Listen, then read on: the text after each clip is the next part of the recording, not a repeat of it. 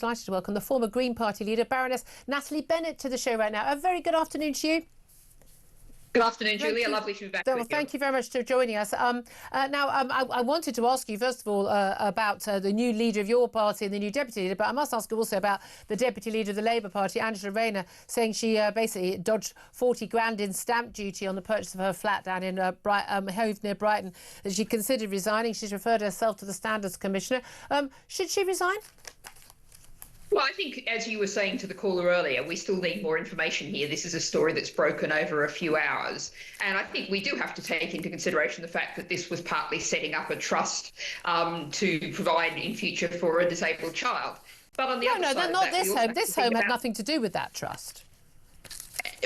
That was the issue of what was the status of this home in terms of, you were asking the question of levels of stamp duty are different between first and second homes. But I think, we have to also take that in the context of a government that has been absolutely slashing support, causing great fear to disabled people around the country. I was yesterday with the Citizens Network, working with a lot of people with learning disabilities, people with other disabilities, talking about how difficult their lives are. And so if the government is going to ask for grace for Rayner in this context, we've got to think about what kind of grace we're offering to the rest of the country, to some of our most vulnerable citizens. OK, let's talk about your new leader and your new deputy leader. First, the new leader, Zack Palansky, he won about 80% of the vote from members.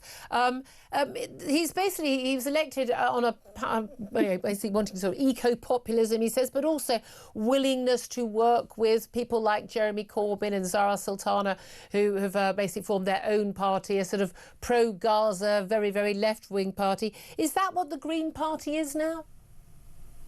Well, the Green Party has always said that economic, environmental, social and racial justice are indivisible. Someone else was asking me about this morning, and I was reflecting back to, I'm often being quoted back when I was leader and earlier as talking about, for example, Amazon, the website, the giant company which doesn't pay its share of taxes, and all of us pay the costs that Amazon inflicts on our society, calling them the great parasite.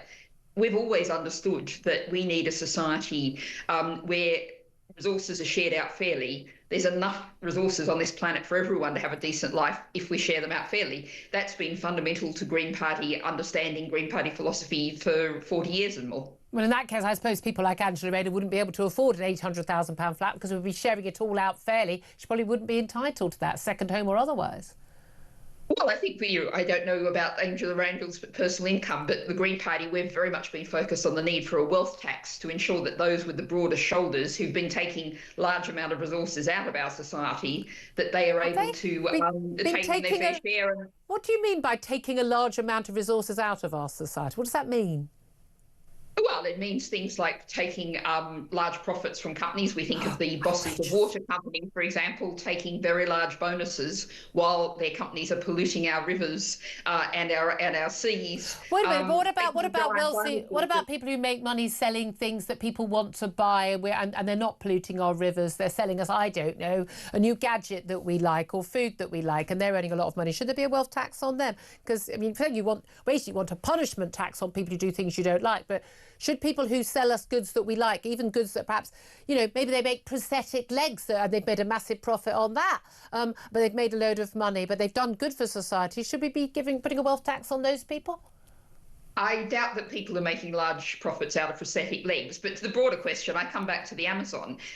They essentially don't pay their fair share of taxes. They are penalising little bookshops, little shoe shops. Well, they're not penalising those shops, are they? I mean, people are choosing to buy books and things from Amazon because they have the might of the market. But why would you punish them for that?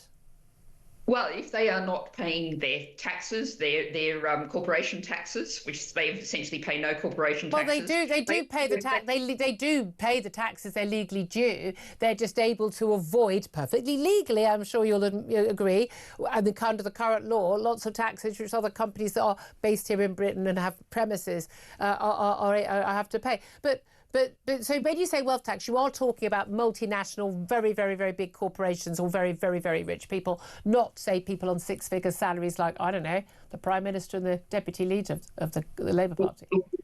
To be specific about wealth tax, we're talking about people who have more than 10 million in assets. Now, that's not very many people listening to this show, I can say with absolute certainty, because there's not that many people. But you take Amazon, for example.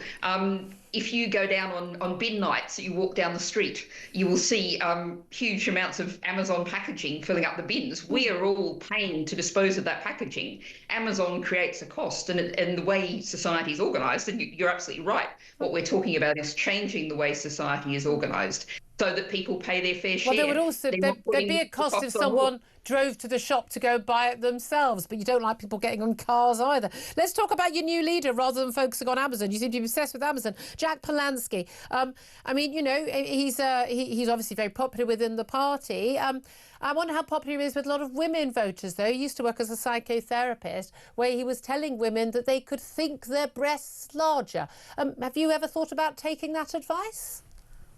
Well, I think what you're talking about is both a long time ago and also it was a tabloid sting. No.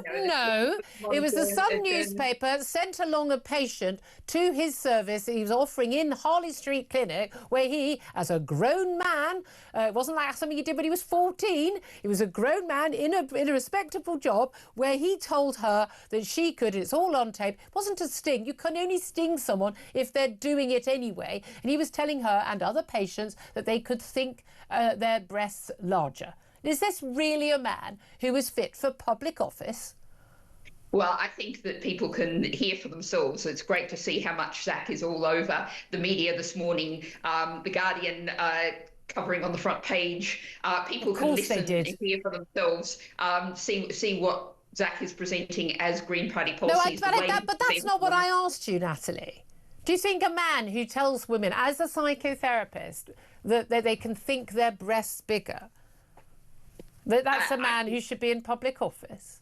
I know what the public is paying attention to now. What the public is paying attention to is the way in which Zack is presenting Green Party policies, the positive change that people are so desperate. I just want to clarify, so you're not going to answer that question? Just so I know, I can move on. I'm going to answer the question that people can listen to Zack for themselves today. Well, yeah, we can listen to him on that tape with the Sun, where he said that. But anyway, let me ask you about what we can also listen to on tape.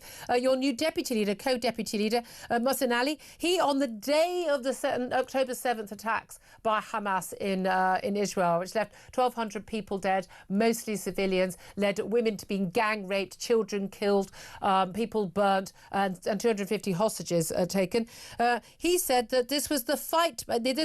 Israel would claim the use of the fight back by Hamas would be a pretext to attack Gaza. He said the pretext of the fight back by Hamas fighters, he said, or supposedly Hamas fighters this morning. He said people should support the right of indigenous people to have freedom and to fight back against occupiers. He was basically justifying what happened on October the 7th, wasn't he? Should he be in elected office? Well, I don't think that's a fair depiction of Mothin's presentation. But what I'm really excited about... What do you think he meant then? Two excellent deputy leaders. Mothin, who is... I went up to Hare Hills and was with Mothin as they had a public meeting after they'd been... What do you think he meant? ...difficulty on the streets there. And of course, I think we shouldn't overlook the fact that Rachel Millward, who is the other co-deputy leader, both of them are really leading council figures. What do you think he meant? Baroness Natalie Bennett, what do you think he meant if he wasn't basically justifying the Hamas attack on Israel on October the 7th? What do you think he meant? If you think I didn't actually I didn't accurately describe what he meant, what do you think he meant? Well, I think that people can look at that for themselves. No, I asked you. You must have seen it. It's been in the papers. What do you think he meant? If not, that he was justifying a terror attack on civilians in Israel that left children killed, people taken hostage, men and women attacked, women gang raped and mutilated. What do you think he meant when he was calling it a fight back? That's not what he was saying, and I So think what it's was worth, he saying? worth stressing that where we are now. So what was he saying? Let's look at the situation where we are now, and I was in the House yesterday listening to debate on that, and I think we shouldn't distract from the fact that there are still Israeli hostages who are being held under the most awful conditions. There's the bodies of Israeli hostages. That's the Hamas fight back, isn't it? That's what he was defending.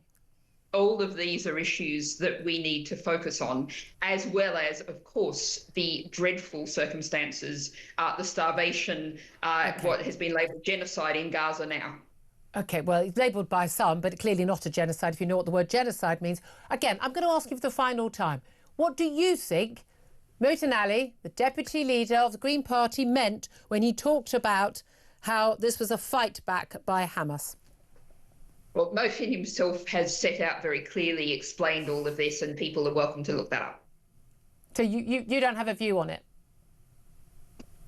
I shared my view about my concern, as I often express in the House, about the situation of the Israeli hostages. Do you or do you not have a view on the current co-deputy leader of your party's views on the October the 7th massacre, the worst massacre of Jews since the Second World War? Do you have a view on it? And if so, what is your view? I have a view that Mothin is an absolutely brilliant community leader in Leeds, and was very brave and very much a leader in terms of tackling issues in that community, something I've seen for myself. So you don't have a view on it then? The work he's Did you think what he said was fine? Do you think that what he said was okay? And I think what we also, I do want to stress that we have two deputy leaders, and Rachel Millward, who is the the co-leader of Wealdon Council in Sussex. Natalie. I hope you might think about interviewing her as well. Oh, they're all welcome to come on the show. As you are, I'm just fascinated. You come on the show and decide not to answer the questions. Baroness Natalie Bennett, thank you for joining us, former Green Party leader. Make of that what you will, folks. Don't say I didn't keep trying.